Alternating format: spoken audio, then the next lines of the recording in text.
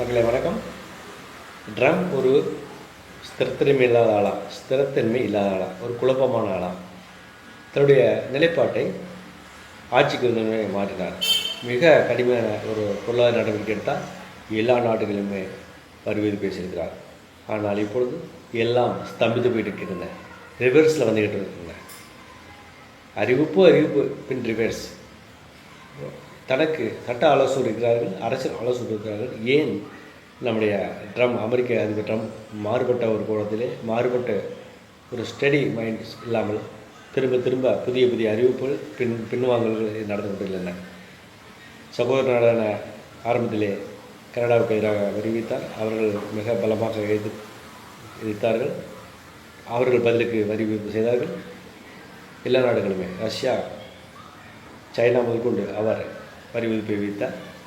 பின்னால் வித்ட்ரா பண்ணார். பின்னர் சில காலங்களுக்கு ஒத்தி வைத்தார். இப்படி ஒரு ஸ்திரத்தன்மையில்லாத ஒரு நிர்வாகம் நடந்து கொண்டிருக்கிறது. எல்லா ஐரோப்பிய நாடுகளும் என்ன செய்வது என்று நிலைக்கு தள்ளப்படும் என்ற நினைப்போல் எல்லாம் தன்னுடைய அன்றாட நடவடிக்கையிலே வளர்ச்சியிலே ஐரோப்பிய நாடுகள் சென்று கொண்டிருந்தன. அமெரிக்கா பொருளாதாரத்தில் மந்தம், ஆட்கள் இல்லை, எல்லா ஆட்களையும் நாடு கடத்தி விட்டார்கள். அவருடைய நீதிமன்றமே அரசுக்கு எதிராக கருத்து. ஆக அமெரிக்கா படைவளத்திலே தக்க வைத்திருக்கிறது. ஆனால் அவருடைய சில நிர்வாகங்களினால் அவருடைய ஆயுதம் பெறும் நாடுகள் யோசனை செய்ய வேண்டிய ஒரு நிலைமையில் இருந்தாலும் கூட, ஆயுதமாக தயாராக இருந்தாலும் கூட, அவர் சில நாடுகள் நம்மிடம் ஆயுதம் வாங்க முடியாமல் போகும் என்று அதுக்குண்டான அரசியல் சிந்தனையை அவர் செய்திருக்கிறார். பாகிஸ்தான் நாடுகளுடன் இஸ்ரேலுக்கு தன்னுடைய யூத சகோதர நாடுகளுக்கு சப்போர்ட் செய்தால் அந்த நாடு ட்ரம்புக்கு முன்னாலேயே அந்த நாடுக்கு அதிபர் இஸ்ரேலுக்கு படை சப்ளை ஆயுதங்களை செய்து கொண்டிருந்தது, சப்ளை செய்து கொண்டிருந்தது, ரகசியமாக வைத்து கொண்டிருந்தது. ஆனால் இப்பொழுது வெளிச்சமாக போடும். உக்ரைனுக்கு மட்டும் அவர் ஆயுதங்களை சப்ளை செய்து அன்றாட செய்திகளாக இருந்தது ரஷ்யாவுக்கு எதிராக. ஆனால் இஸ்ரேலுக்கு ஆயுதம் சப்ளை செய்வது ரகசியமாக இருந்தது. ஆனால் இப்பொழுது வெளிச்சமாகவே சப்ளை செய்கிறது. காசா மக்களை பற்றி அவர் சிந்திப்பதாக இல்லை. வந்த உடனே காசா மக்களை வெளியேற்றுவோம், வேறு இடத்துல குடியேற்றுவோம் என்று சொன்னார். அதுக்கு எதிர்ப்பு வந்தது. எங்கள் மண்ணை விட்டு தர மாட்டோம். அது தொடர்கிறது.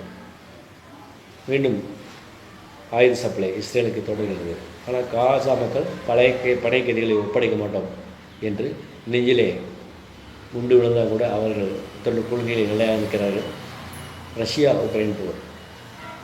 உக்ரைன் மிகப்பெரிய வல்லரசோட போது ஒரு வருஷம் தாக்கு பிடிக்கிறது. என்னதான் ஆயுதங்கள் அமெரிக்கா கொடுத்தாலும் கூட, கொடுத்த போது சில மாதங்களுக்கு முன்பு கொடுத்தது இப்பொழுது நிறுத்திவிட்டார்கள். இருந்தாலும் கூட படை வீரர்கள், உக்ரைன் படை வீரர்கள் மிக திறமையான பயிற்சியில் இருந்து அவர் ரஷ்யாவுக்கு எதிராக நிற்கிறார்கள்.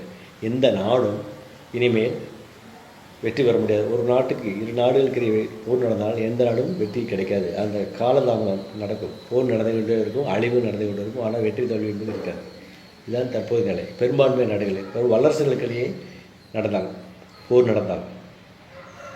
எனவே இந்தியா தன்னுடைய நிலைப்பாட்டில் ஒரு உறுதியாக இருக்கிறது.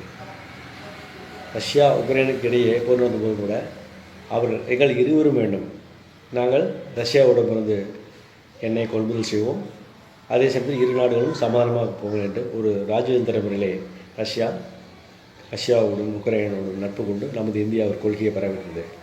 எனவே எல்லா நாடுகளும் ஒரு ஸ்திரத்தன்மையோடு கொள்கையை பராமரித்து தன்னுடைய போக்கிலே போய்கொண்டுள்ள பொழுது அமெரிக்க அதிபர் ட்ரம்ப் தன் நிலைப்பாட்டில் ஒரு ஸ்டெடி இல்லாமல் இருக்கிறார்.